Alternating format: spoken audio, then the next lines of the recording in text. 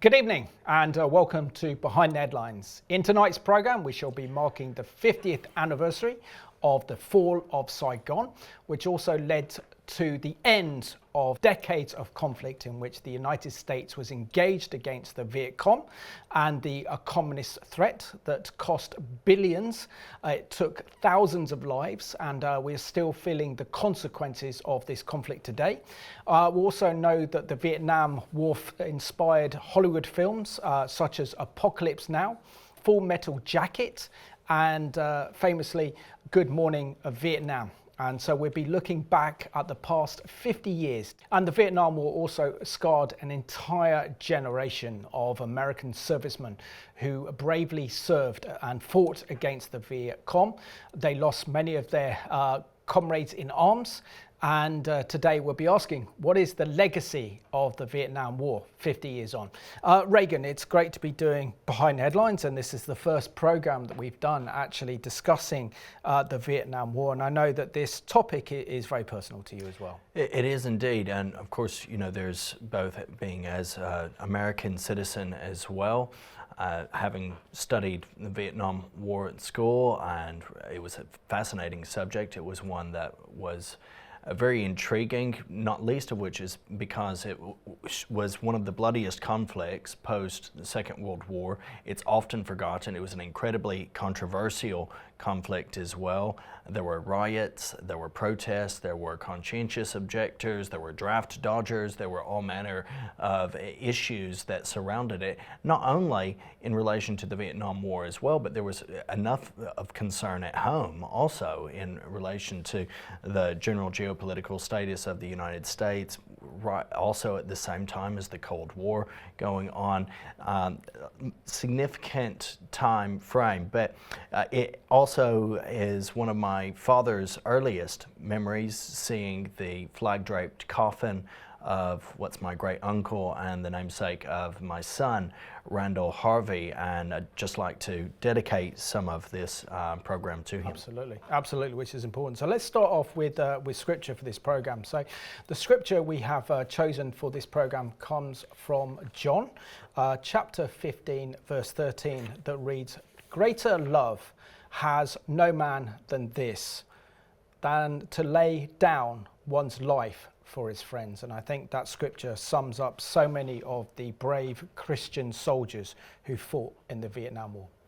Absolutely, and it's important that we recognize that so many of these individuals, they gave everything, they left behind everything, never returned, and many of them, their bodies were even never recovered, and the families endured ostracization, much pain. This was a conflict. Part of the controversy of it, Simon, was that many deemed it to not be America's business in many ways. I mean, what did America have to be concerned with Vietnam? It wasn't like it was a previous colony of the United States. It was a previous colony elsewhere. The French were heavily involved in Vietnam, but what we see is there was a very real concern with communistic ideology that was spreading and was taking over not only Europe, but looked to be taking over a significant part of Asia as well. And so with a lot of the geopolitical stuff that was going on in the world elsewhere, the U.S. was wanting to push against this red wave, as it was. Called the domino effect. Exactly. And to try to provide some resistance and to protect people who they saw as individuals who needed and deserved better than what communism has to offer. Absolutely. So let's give ourselves a kind of rundown as we mark the 50th anniversary of the fall of the city, the capital of South Vietnam, 50 years ago, which took place on April the 30th, 1975. So we saw the fall of Saigon. This event signified the end of one of the bloodiest conflicts of the 20th century, certainly the bloodiest conflict post Second World War. The dramatic moments we saw surrounding the fall of Saigon, including the desperate attempts of the US Embassy and military personnel to evacuate the city by helicopter, was captured on camera in real time. The situation highlighted the impotence of the United States, a powerful superpower, as a formidable military force that was defeated by the communist-backed Viet Cong. We also saw early in the 1960s under US President JFK, or John F. Kennedy, the US began providing military aid and assistance to the South Vietnamese government in its fight against the Soviet-backed Viet Cong. However, in the 1960s, we found that the United States was deeply entangled in one of the world's most bloodiest wars. And then American forces were taken complete surprise by what is known as the Tet Offensive that started on the 31st of January 1968, the Vietnamese New Year. And this was a wake-up call to the Americans that they were now engaged in a real war. And some of the figures here are absolutely staggering. So the Vietnam War resulted in the deaths of 58,220 American servicemen and between 970,000 and 3 million Vietnamese soldiers and civilians. The cost of the war was a staggering $828 billion, with an additional £101 billion spent to fund the war effort beyond the military spending. And the war's annual spending peaked at $50 billion per year from 1965 onwards, and that's provided by a Vanderbilt Journal of Transatlantic Law and QC Press. It is an incredible conflict, and the loss of life, the catastrophic loss of life, coincided with an extreme loss of morale due to these shocking offensives by the Viet Cong.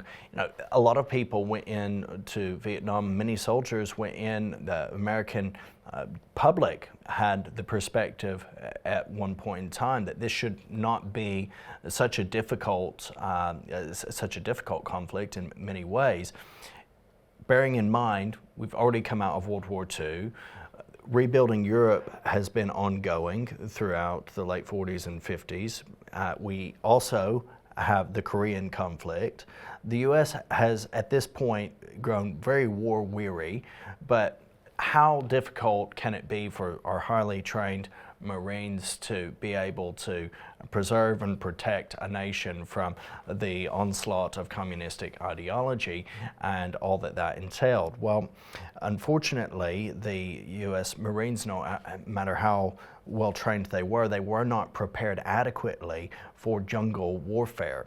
And the Viet Cong were well known to be brutal in their machinations of war. The traps that they laid throughout the jungle were absolutely grotesque. You can see some of those portrayed quite vividly and graphically. I remember even in the John Wayne film, The Green Berets, which many would look at and say, well, that was quite a bit of a propaganda piece, as most John Wayne films were, displayed some of those traps quite accurately. It was said to be a display to would-be soldiers, filmed while the war was ongoing, as to what was going on in Vietnam at that time. Other films like Rescue Dawn, a more recent one, and Between Heaven and Earth, Heaven and Earth with Tommy Lee Jones, show the mental torment and emotional trauma that many of these soldiers began to experience in excess with rampant PTSD, the tunnels that the Viet Cong would hide in, the traps that were laid, the fear of being set upon. When you were a platoon, you would often go out in very small groups, and that was how the Viet Cong worked. They knew the jungles, they knew their tunnel system, they knew where their traps were. Absolutely. And the average, what was it? The average Viet Cong fighter was 5'6". Yeah. And of course, their whole entire network of tunnels in which they were able to surprise the Americans and launch surprise attacks was frightening. I mean, I particularly know some other films, many of our viewers would have seen them, such as Deer Hunter, Full Metal Jacket, Platoon, that great film called Good Morning Vietnam. Hamburger Hill, and Apocalypse Now. And Apocalypse Now was a very disturbing film that portrayed how some of the colonels went mad because of this conflict. Well, and unfortunately, Simon, what do people turn to when they're experiencing some form of psychiatric breakdown, some form of mental or emotional trauma? They need to numb things out. And this is the truth of warfare across the millennia. People have often turned to substances to try to dull the impact, of what they've seen, to try to in some way satiate the pain of what they've experienced in losing individuals right next to them, to just try and calm the nerves. So tragically, as morale began to deteriorate, rampant drug abuse also took hold. There was a sense of hopelessness and helplessness among many, and the situation just continued to worsen. Absolutely. So we saw with the fall of Saigon that occurred on April the 30th, 1975, was also known as Black April, commemorates the fall of Saigon by the North Vietnamese Communist forces.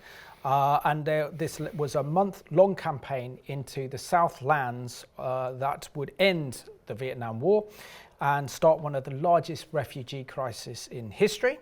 The Vietnam veterans in the US, there was no heroic victory for them or celebrations. Many of them have been deeply scarred, suffering from post-traumatic stress disorder, and still suffering to this day from remembering brothers in arms who died in this brutal conflict. Now, do you want to share your personal story, Reagan? Because you know the issue of Vietnam, you've named your own, for example, your own son after one of your family members who died heroically fighting in Vietnam.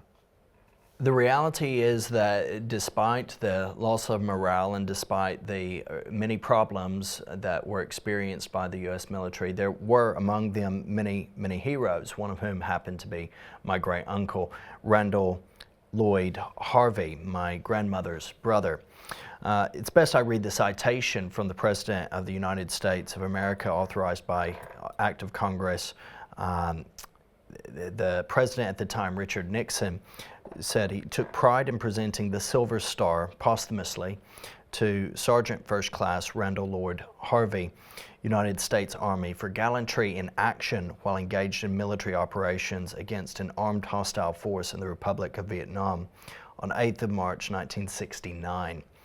Sergeant First Class Harvey distinguished himself while serving in Company D, the 1st Battalion.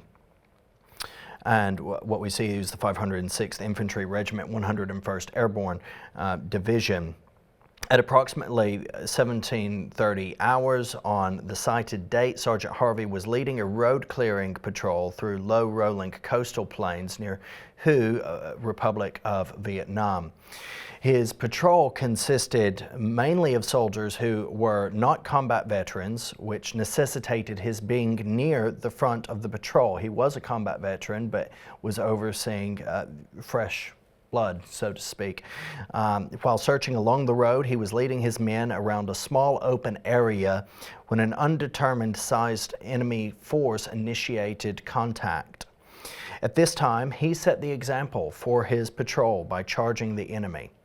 The enemy force was completely routed from its positions by the surprise assault and fled in all directions.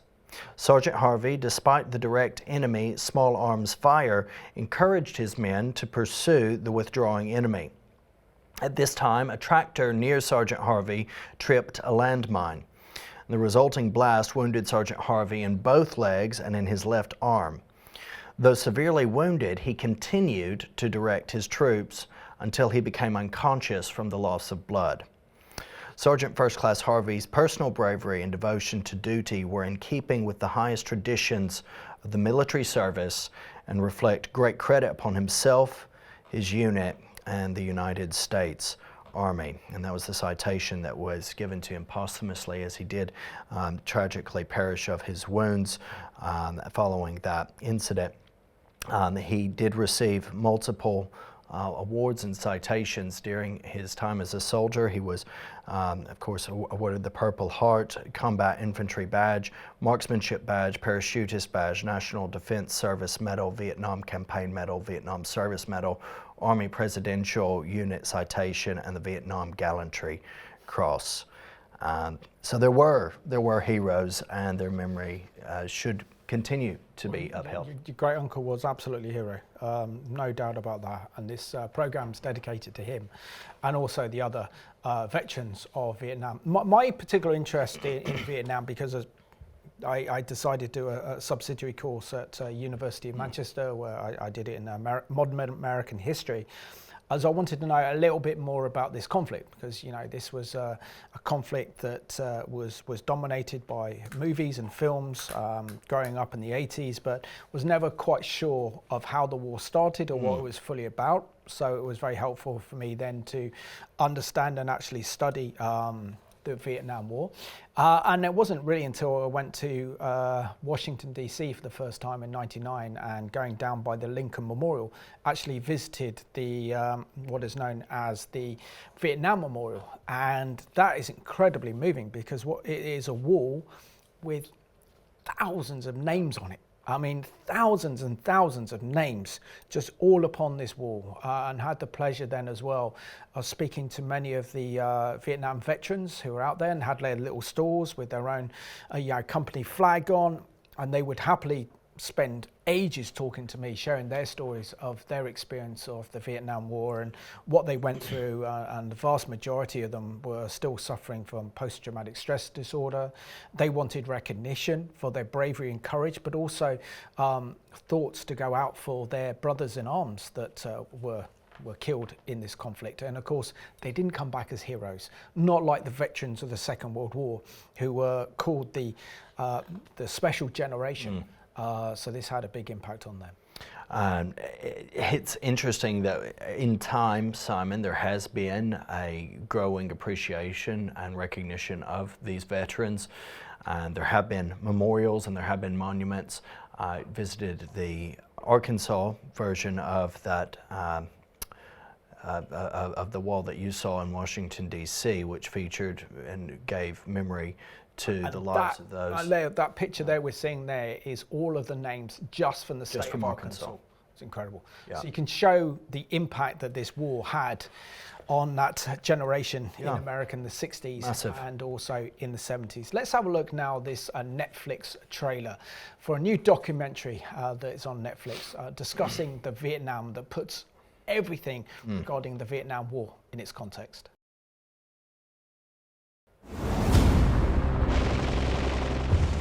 I cannot think of a more cataclysmic event than the Vietnam War. The Vietnam War is a turning point in United States history. Vietnam is a hellhole, a killing field, hamburger hill, Khe Sanh, My Lai massacres, POWs, Viet Cong. Everything happened in Vietnam. The story of the United States in Vietnam was a story of ignorance, hubris, arrogance. It turned out to be evil, but I don't think it was intended to be evil.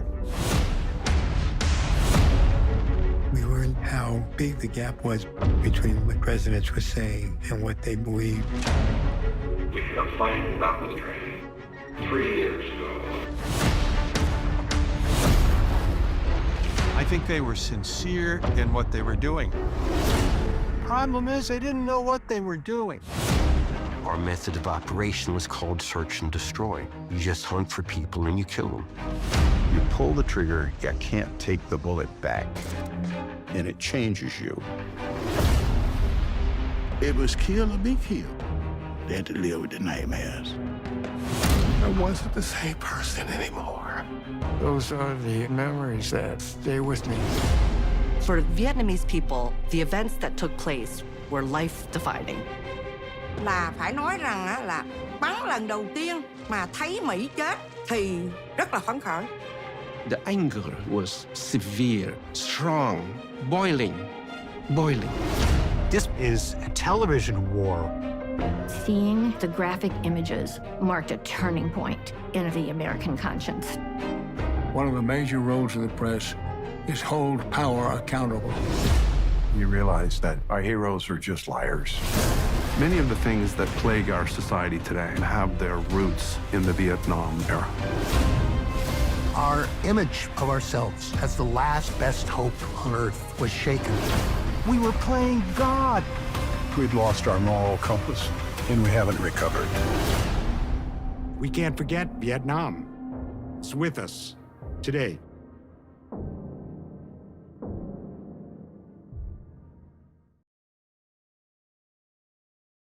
Viewers can tune into that on Netflix, Turning Point, the Vietnam War, and I'm sure that you'll benefit from watching the different perspectives on that. And indeed, there are many varying perspectives on the Vietnam War and what took place. Absolute horrors were experienced by individuals on both sides as the decay of the morale of U.S. troops, particularly desperation and fighting what felt at times like an unseen enemy, also influenced absolute atrocities, undeniable atrocities as well. At the same time, there were individuals who stood out as seeking to aid and seeking to fight for the freedom of a people, recognizing the immense evils of communism and the subjugation that many who had already experienced communism across Europe and Asia were under. Now, modern Vietnam is situated along the South China Sea, stretching for more than 1,500 miles as it curves in an S shape along the coast. It shares a northern land border with China and western borders with Laos and Cambodia. The nation has an area of 120,881 square miles, roughly the size of Japan. Despite this, it is a thin nation. At its smallest, its width is only 30 miles. Vietnam is largely a homogeneous nation, but it does have a few significant ethnic minorities, including the Degar people of the Central Highlands, whom the French would call Montagnards or mountain people. The history of the Vietnam War dates back to the French colonist times. We have an article which outlines some of that time under French rule from 1884.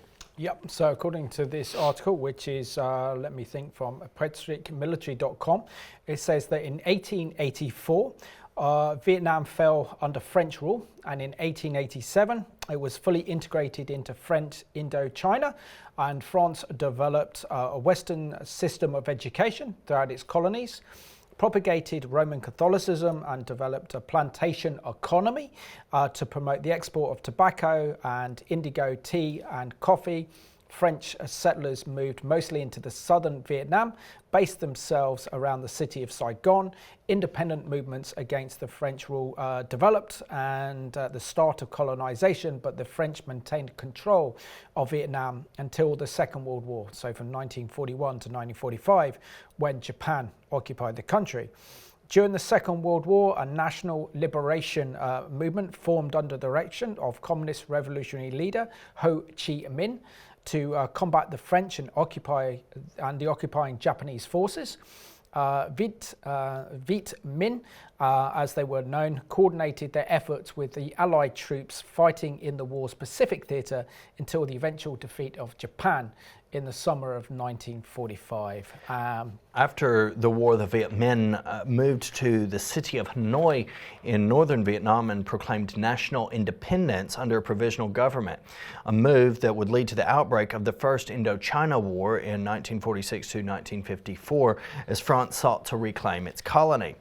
Backed by communist governments in the Soviet Union and the newly formed People's Republic of China, the Viet Minh held their ground.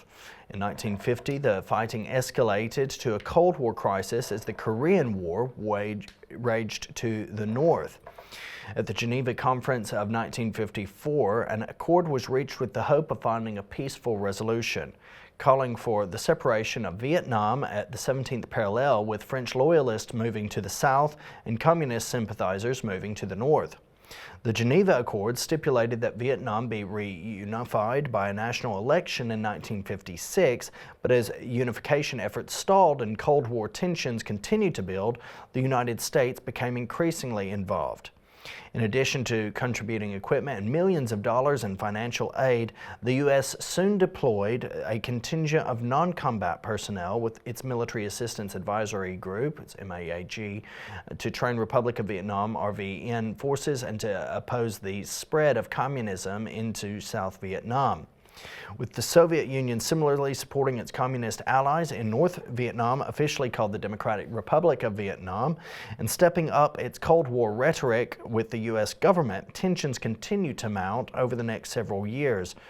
In early August 1964, the controversial Gulf of Tonkin incidents, during which the United States alleged two separate confrontations with the North Vietnamese Navy, including an unprompted attack on USS Maddox by a trio of torpedo boats, gave the impetus for the passage of the Gulf of Tonkin Resolution by Congress, enabling President Lyndon Johnson to authorize direct military action without a formal declaration of war. And it goes on to say that on December the 31st, 1964, there were 23,300 American soldiers in Vietnam. Exactly a year later, there was 184,300 US troops in Vietnam. And of course, this was a kind of slow build-up.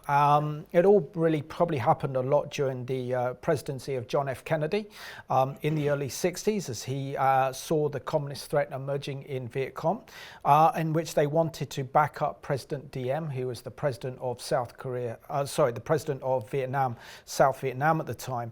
But he was, I think, described a little bit of a playboy. He wasn't really interested in fighting the communists. He enjoyed the power for the sake of power. So effectively, the Americans were finding that the South Vietnamese army that they were helping to train weren't really effective in fighting the Viet Cong. And of course, this grew with more special advisors, then more troops. And then all of a sudden, the Americans thought, yeah, let's just get directly involved in the war and let's take on the Viet Cong themselves. And so by February of 1965, the U.S. had already begun sustained bombing raids as well throughout North Vietnam. Also, there were several attacks on air bases. They then deployed 3,500 U.S. Marines to Southeast Asia. In spite of this support, the Republic of Vietnam continued to suffer significant losses, leading General William Westmoreland, then the head of Military Assistance Command Vietnam, to advise President Johnson to increase the presence of American ground forces in June, which led to that massive number 1 year after the conflict essentially began. So with this context in mind, the article goes on to say it's easy to see how the North Vietnamese push for unification was a continuation for decades-long struggle for independence. The Vietnamese people had long suffered under foreign rule and French domination, and simply the last time a foreign power would claim direct control over the nation. So I think we also have to see this conflict in terms of, we had Ho Chi Minh was the president of North Vietnam. In particular, his aspirations were fiercely independence, that he wanted Vietnam to be free of any foreign power. This is why the Viet Cong fought relentlessly, but he was also ideologically tied to communism and had the backing of China and the backing of the Soviet Union in the war against the Americans. And of course, the south of Vietnam was considered capitalist, Western, and in the support and the backing of the United States. So really, the conflict in Vietnam was much bigger than an actual conflict between the US and the Viet Cong and the South Vietnamese army. This was really a power play between the superpowers, between the United States and the Soviet Union and China as well, over who was going to be the most dominant, powerful force, whether it's going to be capitalist America or whether this would be communist Soviet Union and China. And we still see the same battle lines today. Essentially, we still see the same tensions between these nations today. There's a very definite sphere of influence out of these communistic ideologies, though, yes, the Soviet Union fell, Russia has maintained a significant amount of the same sort of practice and ideology. China continues under that and has seen millions, tens of millions of lives lost, specifically and directly because of its communistic ideology. So the U.S. was seeking to hold some measure of influence still in that region of Asia, and also win a moral victory for the ideology that's opposed to communism. Fearful of communist aggression and advancement in Vietnam, unwilling to concede any advantage to Moscow and Beijing, the U.S. placed itself between North Vietnam and their hope for a unified communistic nation. While the American mission had a larger strategic purpose and did protect many South Vietnamese who genuinely feared communism, for many Vietnamese, the U.S. simply replaced the French. And certainly as the conflict continued and progressed, we see that was more and more the mindset leading to a process of retreat, essentially, Vietnamization, which saw the U.S. remove its own influence in terms of boots on the ground, support the South Vietnamese from afar, but ultimately this leads to the fall of Saigon in 1975. Absolutely. So let's go and watch now this remarkable interview by CBN. And this is a survivor who actually fought in the Vietnam War. And this is his story. By all rights, I should not be sitting here talking to you. I should have died in Vietnam. William Whitmore of Virginia Beach, Virginia, is a 72-year-old semi-retired insurance agent. He's also a Vietnam veteran. In early 1966, at age 18, he walked into an Army recruiter's office and volunteered to go to war. I wanted to defend the United States of America, fight for it, and that was my sole motivation. That sense of duty and patriotism was inspired by his dad. He was a bombardier on the B-17s flying in the European theater. I loved my father. I was very, very proud of my father. And all I ever wanted to do in my life was have him be proud of me. But it was his mom who made sure her children were in church and inspired William to give his life to Jesus when he was 13. But like many teenagers, his focus soon drifted to other things and away from God. Was he first on my list when I woke up in the morning? Absolutely not. I was 17 years old and being a typical 17-year-old. By June of '67, William was fighting in the jungles of South Vietnam. It was like 105, 110 degrees, and the humidity was 100 plus, and it was absolutely stifling. And then all of a sudden, you're hearing lead flying all over and gunshots being exchanged. There's an adrenaline rush. It's hard for me to put into words so that another civilian would understand exactly what a firefight is like. Are you in fear of possibly dying? Yeah. But is that all you're thinking about? Absolutely not. There's a brotherhood that is formed once you're in combat. Out of all his harrowing combat experiences, the one William remembers most came while he was on patrol on January 24th, 1968, just 6 days before North Vietnam's famous Tet Offensive. I knew beyond a shadow of a doubt that something very, very, very bad was getting ready to happen. William's company of 126 men was ambushed by a force of 2,000. And the opening burst took out half the platoon. The sound was absolutely horrifying. And as I'm running and firing, I feel this very heavy hand on my right shoulder. I was pushed to the ground. As I'm going down, I feel something burning the back of my neck. That burning was a bullet. The hole in his bandolier that he still has today shows just how close he was to death. There's no doubt in my mind that was the hand of God pushing me to the ground. If I had not gone to the ground, I would not be sitting here talking with you. Many of William's comrades fell during the firefight. One of them was his best friend, John. I wrestled with that for over 51 years. John was a great guy. Everybody loved him. Great leader, married, happy family. And I'm asking God, I am a nobody. Why did you decide to take him and leave me? A few months later, William went home, but that question and the horrific memories would plague him for decades, causing nightmares and paranoia, all of which he kept to himself. So he pressed on, became a police officer, married, and started a family.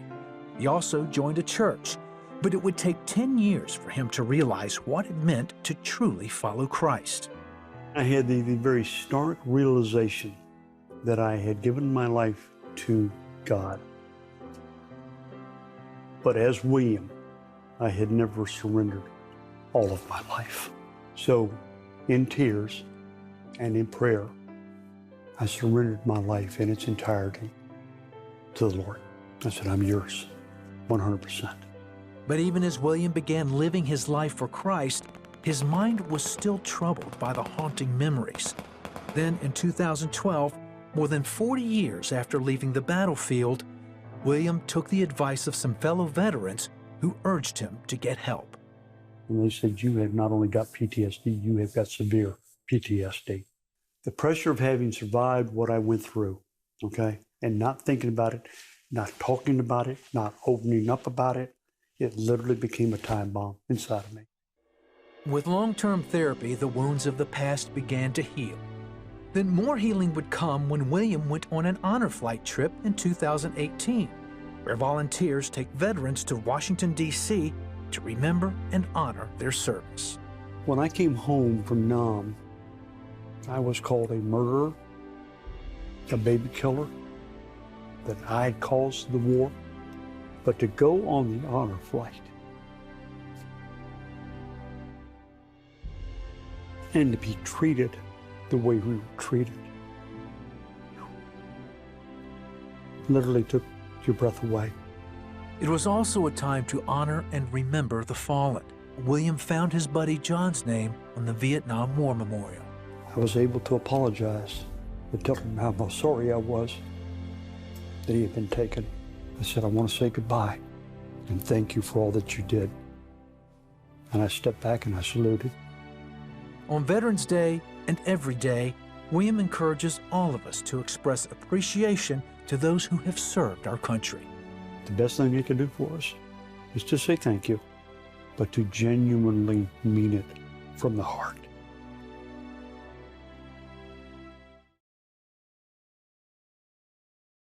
Well, what a powerful testimony of God's redeeming power and healing power even in that veteran's life. And we're thankful for the lives of so many who gave up so much and experienced a great deal of hatred, often in return. Absolutely. I remember reading a book, I think it was around 2000, called From Prison to Praise, and it starred a US Army chaplain who served in the Second World War, and also he served as a military chaplain in the Vietnam War.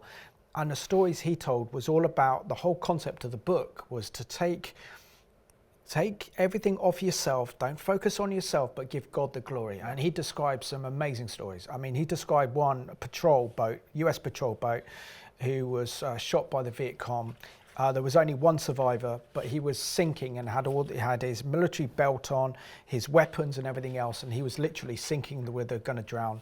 He got to a point where he said, Lord, if I'm going to die, then die, I'll just commit this into your hands. And he found out that he then felt this supernatural power take his belt off, and he was able to go to the surface and survive. Wow. There's one incredible story then of a helicopter pilot who was a Christian, who was on a mission, going back after his mission, and he had the prompting of the Holy Spirit to fly back into enemy territory, into Viet Cong. And the Holy Spirit led this pilot to where there were injured American crew. So they were able to pick up these American crew, and that's all because these guys came before the Lord and surrendered everything for your will to be done, instead of looking at the misery and the mayhem and everything they saw, just using those opportunities to praise God. So there are incredible testimonies of American Christian soldiers who fought bravely and courageously during the Vietnam War. Absolutely. Now, the U.S. Department of State has published an article on the Tet Offensive, which occurred on the 31st of January of 1968.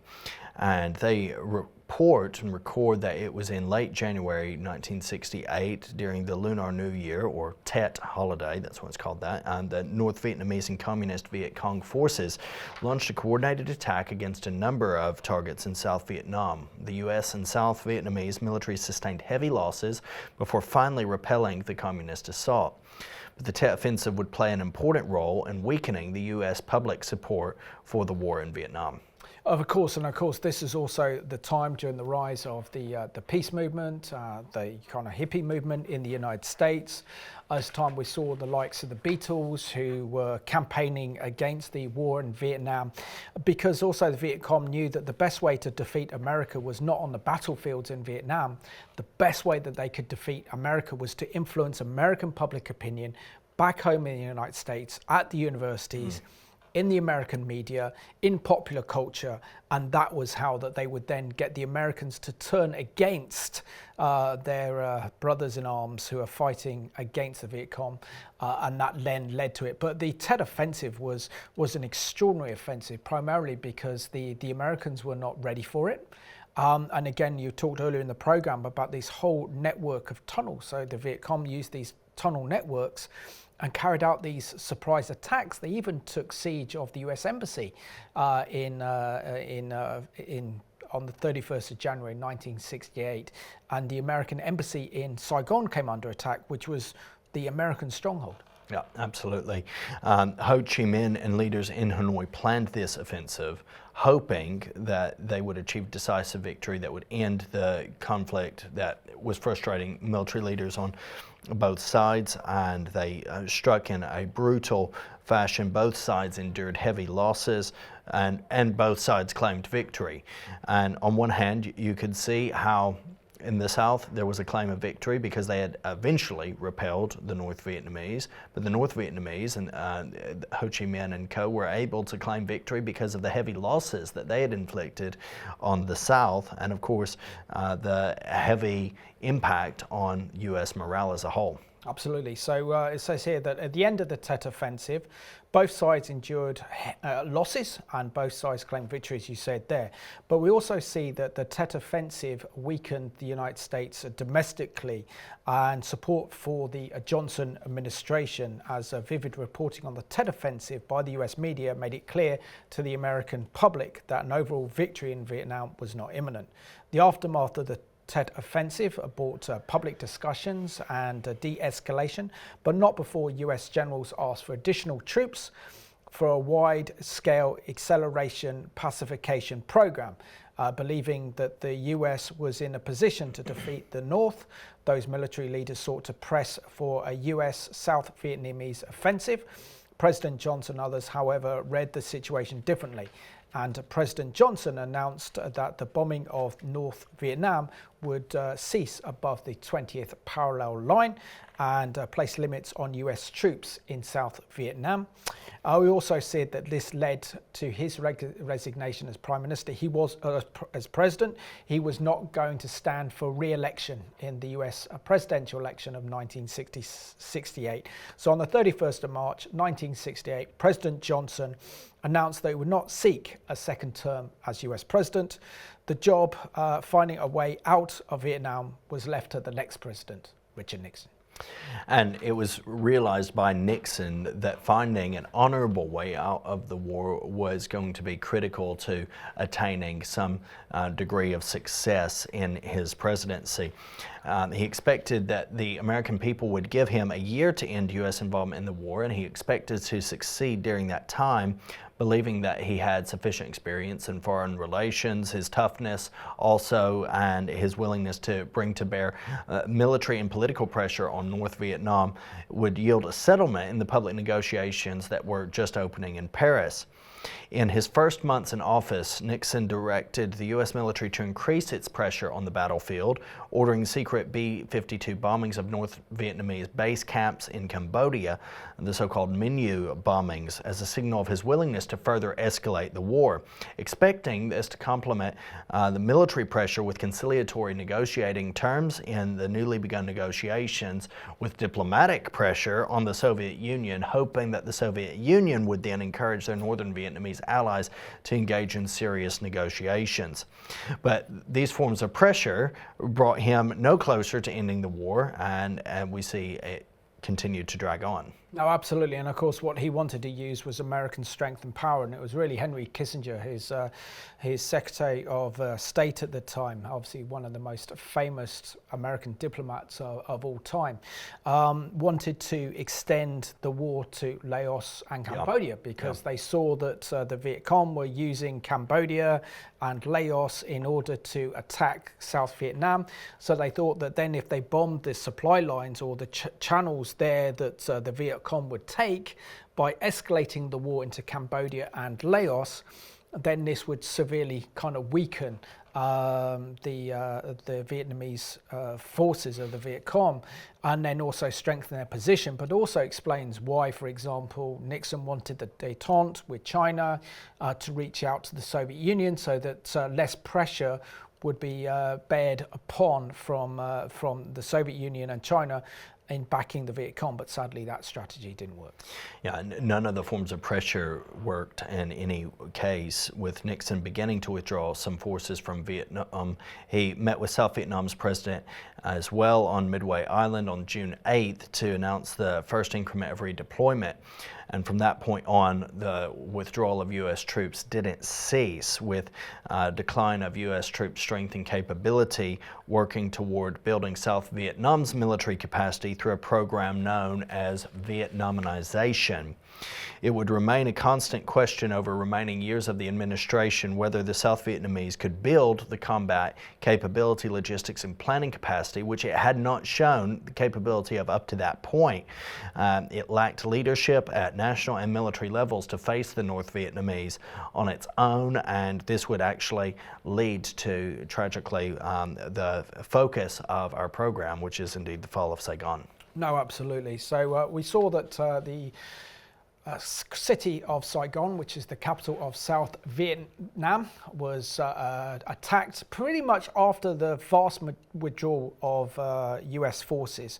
So we saw, for example, the Paris Peace Accord that was signed 2 years earlier, back in 1973, which would then negotiate US withdrawal from Vietnam. But of course, what happened then is the Viet Cong didn't honor that treaty.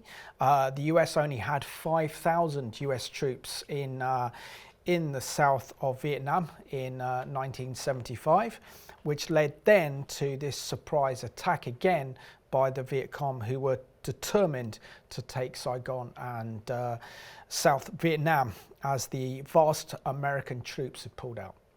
Well, Nixon had threatened a forceful response to violation of the treaty. Many factors, including lack of domestic support and the distraction also of the Watergate scandal, provided an opportunity for the troops in northern Vietnam to launch an offensive, which it succeeded in doing throughout March and April of 1975, capturing more and more cities in the south. South Vietnamese citizens began to flee in mass numbers, with the fall of the second largest city, Da Nang, sparking even more refugees to depart. On April 29th of 1975, North Vietnamese troops shelled Saigon's Tan Son Nhut air base, with U.S. Ambassador Graham Martin then ordering the evacuation of Saigon.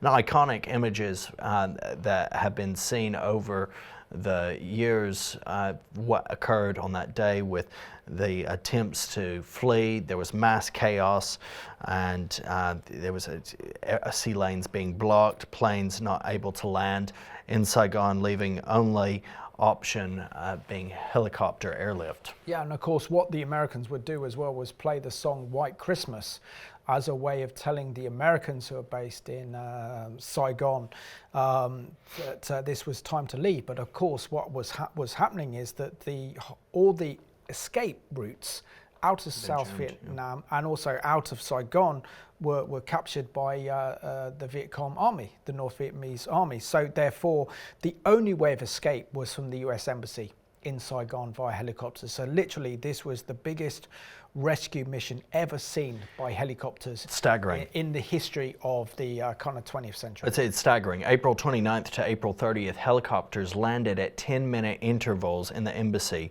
including landing on the embassy roof, with some pilots flying for 19 hours straight. Over 7,000 people were evacuated, including 5,500 Vietnamese in less than 24 hours, which is astounding, all via helicopter.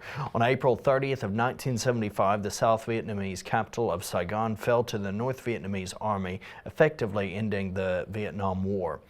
In the days before, U.S. forces evacuated thousands of Americans and South Vietnamese, with American diplomats being on the front lines, organizing what would be the most ambitious helicopter evacuation in history. The logistics of issuing visas and evacuating these Vietnamese and American citizens were not glamorous, but were essential, with American diplomats behind every detail. Some diplomats showed a lot of bravery and saved Vietnamese citizens who would have faced persecution under the new regime. And then we see that the US Deputy Chief of Missions, Wolfgang Lehman, said the following: "We could see the lights of the North Vietnamese convoys approaching the city. The chopper was packed with the rest of the staff and the remaining civilian guards, and it was literally silent except for the rotors of the engine. I don't think I said a word on the way out. I don't think anyone else did.